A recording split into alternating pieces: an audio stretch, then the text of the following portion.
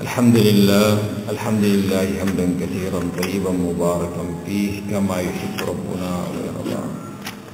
وأشهد أن لا إله إلا الله وحده لا شريك له، وأشهد أن محمدا عبده ورسوله، وصلى الله على نبينا محمد وعلى آله وصحبه. أما بعد،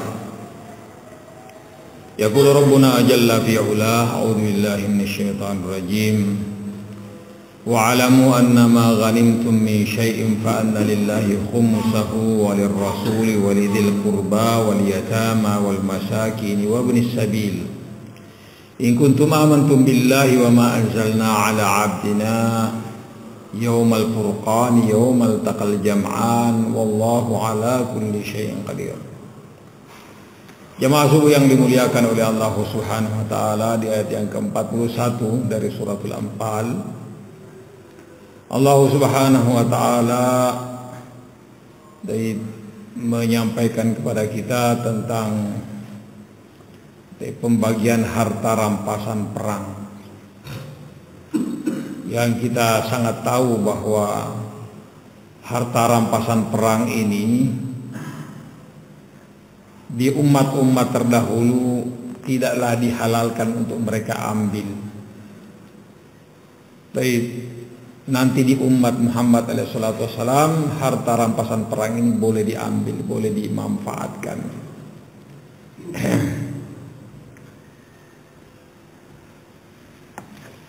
Maka pembagiannya diatur oleh Allah Subhanahu wa taala. Ghanimah adalah harta rampasan yang diperoleh setelah peperangan, setelah orang lelah, capek. Adapun fai adalah harta yang diperoleh oleh kaum muslimin tanpa melalui proses peperangan. Kaum muslimin datang, mereka sudah pada lari meninggalkan harta benda mereka. Ini namanya fai. Ini milik Allah dan Rasulnya. Tapi yang namanya ghanimah, maka pembagiannya lain. Kata Allah Subhanahu wa taala: wa'lamu annama ghanimtum min syai' fa anna lillahi khumusahu. Apapun yang kalian dapatkan, kalian peroleh dari harta rampasan perang, barakallahu fikum, maka dibagi 4/5-nya dibagi untuk seluruh pasukan yang hadir dalam peperangan. Dibagi sesuai dengan jumlah pasukan dan keadaan mereka. Pokoknya untuk siapa yang hadir dalam peperangan itu, yang berhak untuk mendapatkan 1 saham atau 2 saham, 4/5-nya untuk mereka. 1/5-nya diberikan untuk Allah dan Rasulnya. Dibagi 5 juga. 1/5 ini dibagi 5. Tapi ada yang mengatakan dibagi 4, karena Allah dan Rasulnya dianggap 1. Fa'anna lillahi wa khumusahu wa lirrasul, untuk Allah dan untuk Rasul.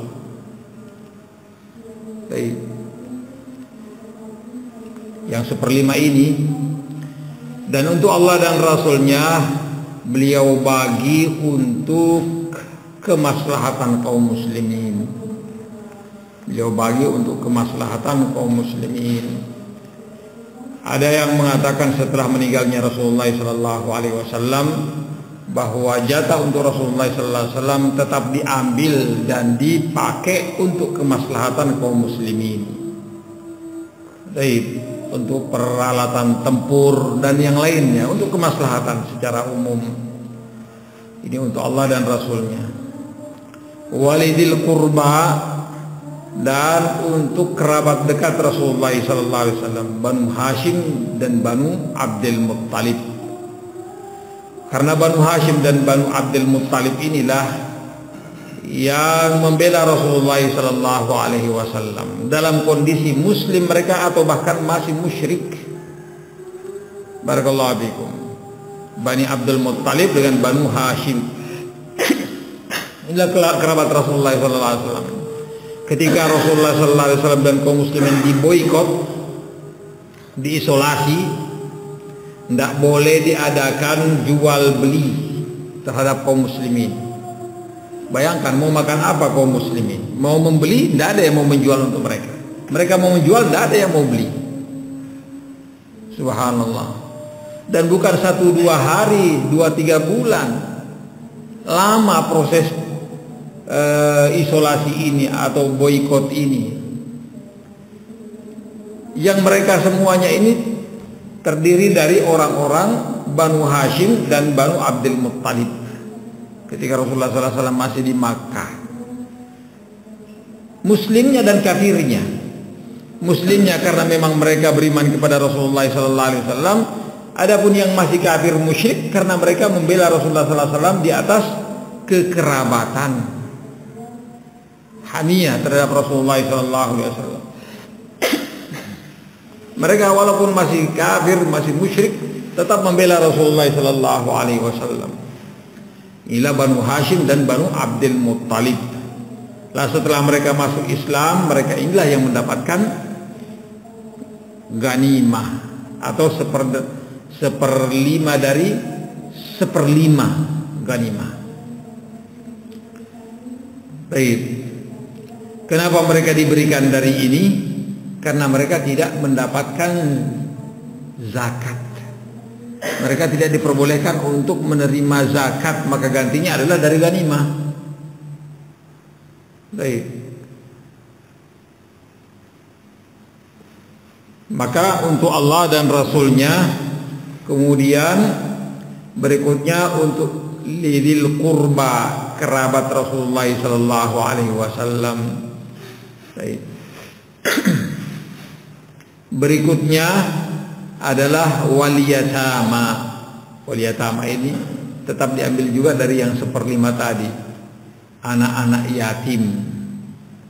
Anak-anak yatim adalah anak-anak yang meninggal dunia ayahnya dalam keadaan mereka belum balik. Baik. Beda anak-anak terlantar yang tidak dipedulikan oleh orang tuanya, ya namanya anak terlantar, bukan anak yatim. Baik. Sebagian orang mengatakan, oh anak-anak yatim. Dikumpul anak-anak sekitar 20 orang, 30 orang, padahal yang yatim mungkin diantara mereka cuma 2 atau 3 orang. Yang lainnya adalah anak-anak yang terlantar, yang tidak diurus oleh orang tuanya, dibuang begitu saja, tidak diurusi. Jadi definisi orang-orang atau anak-anak yatim itu adalah anak yang telah meninggal ayahnya dalam kondisi dia masih belum balik, namanya yatim. Adapun kalau sudah besar ya bukan yatim lagi namanya. Baik. Waliyatama. Baik. Yang mati bapaknya bukan ibunya. Kalau mati ibunya tetap tidak dikatakan yatim, masih dia ada yang mencarikan untuknya rezeki, ada yang tetap mengusahakannya. Waliyatama. Baik. Anak-anak yatim. La haula wala illa billah. Ini anak yatim, ketika kita muliakan, kita berikan hak-haknya, maka kita juga akan mendapatkan keutamaan yang sungguh sangat luar biasa di sisi Allah Subhanahu wa taala. Rasulullah sallallahu alaihi wasallam mengatakan, ana wa kafil yatim kahataini. Saya dan orang yang memelihara anak yatim sama seperti ini. Kemudian beliau mengangkat jari telunjuk dan jari tengahnya. Ini kan tentang kedekatannya dengan Rasulullah sallallahu alaihi wasallam nanti. Barakallahu fikum. Ya, bahayanya ketika orang-orang memanfaatkan anak yatim untuk makan dia dan keluarganya. Dia mencari untuk anak yatim, tapi ternyata yang dia dapatkan bukan untuk anak yatim, untuk dianya, untuk siapa gitu. Maka dia ancam orang-orang yang seperti ini. Sama saja apakah dia makan atau dia beli motor atau dia beli yang lainnya.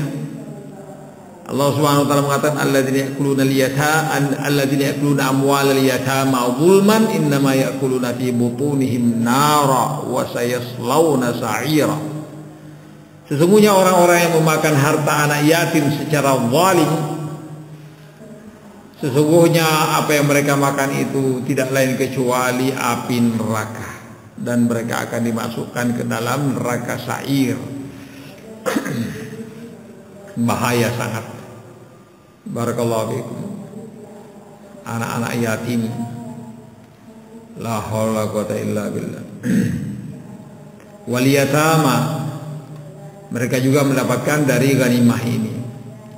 Wal masakin, dan anak-anak dan orang-orang miskin.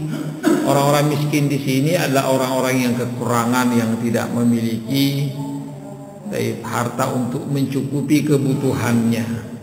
Mungkin ada, bahkan boleh jadi ada kerjaannya, tapi dia hasil kerjanya ini tidak mencukupi kebutuhan dia. Baik, kerja tapi tidak cukup. Baik, mungkin anaknya banyak, la haula wala quwwata illa billah, maka dia masih tergolong miskin. Subhanallah.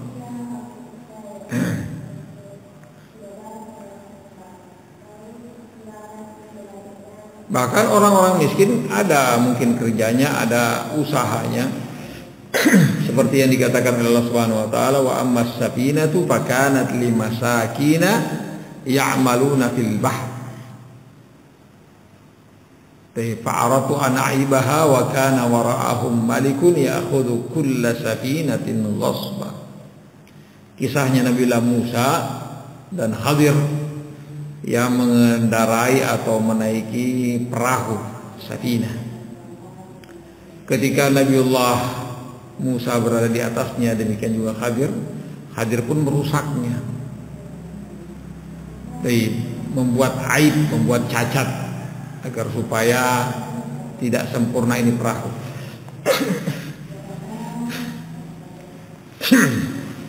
Awalnya Nabiullah Musa protes terhadap Khadir. Kenapa engkau merusak punya orang, sementara dia memberikan tumpangan kepada kita tanpa bayar lagi. Engkau balas perbuatan baik mereka ini dengan engkau merusak perahu mereka. Setidaknya kita berterima kasih dan tidak berbuat sesuatu yang mencelakakan atau merugikan orang lain. Baik. Tapi Nabiullah Musa tidak tahu ilahnya, sebabnya kenapa Khadir merusak perahu itu. Nanti di akhir kisah Khadir mengatakan ammas safinatu, adapun perahu ini milik orang-orang miskin. Mereka urunan, mereka ngumpul uang untuk membuat atau membeli perahu. Dan mereka bekerja di sini. Hasilnya mereka bagi sesuai dengan keadaan mereka. Ya'maluna fil bahr, mereka bekerja di laut ini atau di sungai ini. Wa kana wara'ahum malik, sementara di hadapan mereka ini ada seorang raja yang zalim, yang merampas semua perahu-perahu yang bagus. Mengambil paksa perahu-perahu bagus.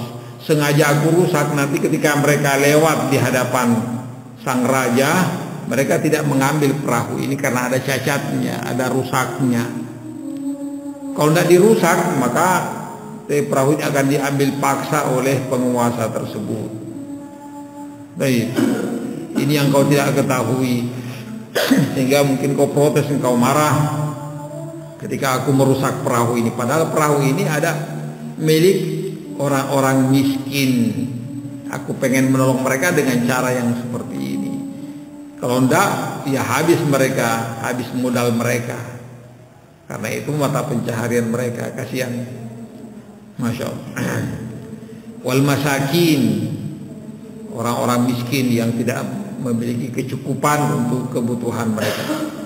Wa bnis sabil, dan orang-orang yang dalam perjalanan, yang habis dana, habis biaya untuk meneruskannya atau kembali ke negerinya. Imma karena memang habis, wa imma karena hilang, wa imma karena dirampok, wa illa banyak kemungkinan sehingga di perjalanannya dia tidak memiliki apa-apa lagi. Baik. Hatta di zaman sekarang ini boleh jadi mungkin di kampung halamannya dia termasuk orang yang berkecukupan. Tapi ketika dia di jalan, dompet hilang, di sana ada ATM-nya, di sana pokoknya semuanya, HP-nya juga hilang, bingung barakallahu fikum atau bagaimana. Baik, nomor-nomor yang ada pun cuman ya nomor yang ma'ruf. Baik, hanya beberapa nomor yang dia hafal atau bahkan boleh jadi tidak ada yang dihafal dari nomor-nomor telepon. Barakallahu fikum. Ya hilang semuanya, tidak bisa ngapa-ngapain. Baik. La haula wala quwwata illa billah. Maka mereka sangat butuh uluran tangan. Mereka sangat butuh untuk dibantu, ditolong. Ima meneruskan perjalanannya ke tujuannya, wa ima untuk kembali ke kampung halamannya. Barakallahu fikum. Ini yang 1/5. 4/5-nya untuk prajurit yang hadir dalam peperangan, 1/5-nya untuk Allah dan Rasulnya dan kerabat dekat Rasulullah sallallahu alaihi wasallam, anak-anak yatim, orang-orang miskin dan wabnis sabil. Baik. In kuntum amantum billah, jika sekiranya kalian betul-betul adalah orang yang beriman kepada Allah. Inilah aturan Allah Subhanahu wa taala terhadap ganimah yang kalian dapatkan. Wa ma anzalna ala abdina yaumal furqan, dan apa yang kami turunkan kepada hamba kami di hari Furqan, hari pembeda. Yaumal taqal jam'an, di hari bertemunya dua pasukan perang, yakni perang Badar. Dinamakan Yaumul Furqan di sana karena di sana terbedakan siapa yang beriman dan siapa yang kafir. Barakallahu fiikum. Siapa yang mukmin, siapa yang musyrik. Yaumul Furqan di sana betul kekalahan telak menimpa orang-orang kafir Quraisy yang beritanya seantero dunia. Pokoknya semua orang berbicara tentang kekalahan telak terhadap orang-orang Quraisy. Karena orang Quraisy orang terkenal karena mereka lah yang mengurusi tanah haram secara umum dan mengurusi Baitullah Al-Haram secara khusus. Jadi semua orang Arab kenal orang-orang Quraisy karena mereka melakukan haji dan umrah. Barakallahu fiikum. Mereka dianggap taj, dianggap mahkotanya orang Arab secara umum. Nasabnya paling tinggi. Ternyata kalah telak dalam peperangan. Memalukan, bukan cuma kalah telak, memalukan.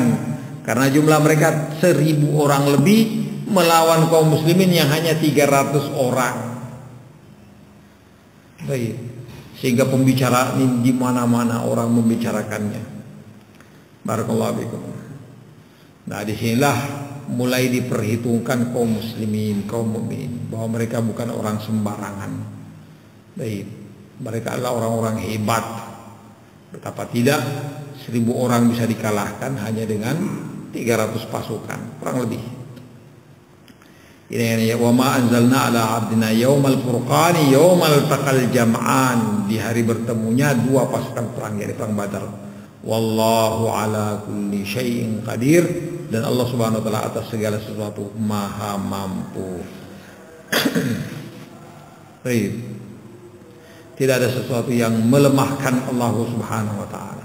Allah maha kuat. Allah maha mampu segala-galanya. Baik. Ini satu ayat sebagai pengingat untuk kita tentang aturan ghanimah. Ketika perang itu dikomando oleh pemerintah kaum muslimin yang sah. Seperti kita misalnya Indonesia ini, pemerintah kita adalah pemerintah yang sah sekarang ini, dengan presidennya dan perangkat-perangkatnya. Ya kalau penguasa mengajak kita kaum muslimin berperang, ya kita berperang.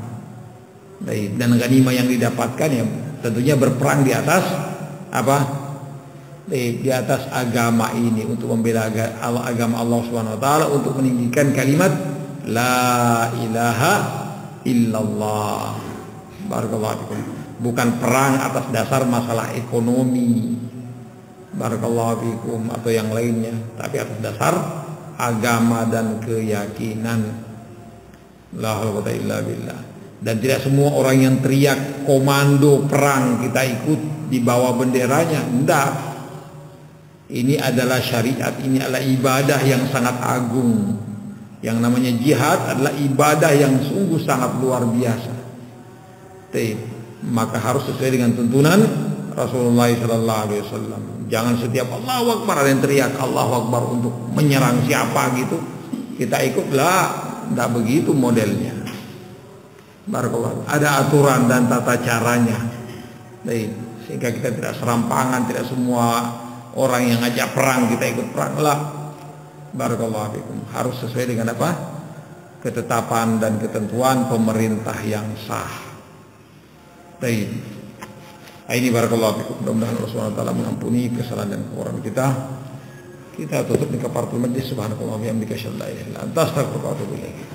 Dan tata caranya. Sehingga kita tidak serampangan, tidak semua orang yang ngajak perang kita ikut perang lah. Barakallahu fikum. Harus sesuai dengan apa? Ketetapan dan ketentuan pemerintah yang sah. Ini barakallahu fikum. Mudah-mudahan Allah Subhanahu wa taala mengampuni kesalahan dan kekurangan kita. Kita tutup di kafaratul majlis. Subhanakallah wa bihamdika asyhadu an la ilaha illa anta astaghfiruka wa atubu ilaik.